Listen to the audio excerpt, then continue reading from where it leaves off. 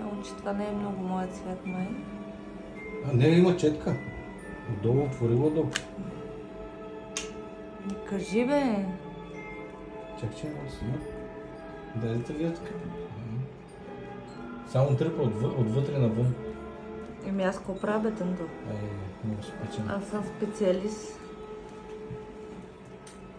Уважаеми зрители, след това изпълнение на Мила Родино от Гвардейския представителен духов оркестър предстои и официалната част зарядка в небето на площад Народно събрание. Моля, каква е бърза и следно се гримира всеки. Аз верно вече Това не с се четката гримирам. го правиш, нали? Аз ли? Да. Не с пръсти го правя по принцип, обаче този фондютен наистина много ми хареса. И не подчертава и бръчките. Не остава по пръст. Не.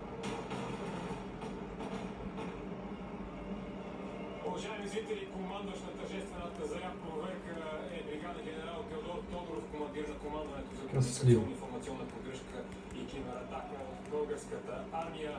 Направихме и съпричастни на честванията и на официалните тържества в София на площад Народно събрание, както и историческия връх шик за тържествата на страната ще ви разкажем след минути в нашата емисия новини. А сега към посланията Я на свободния, много за интересно. празник. По-бавно. Всеки ден да полагаме усилия България да е Топ. домът, в Право, който да изкърти. призова премиерът Росен Желязков. Новия ми любим фондютен. Многократно е показала, че в Европа обичаме и ценим свободата. Респект сега. Бързо, лесно нанасяне, покривност и хидратация.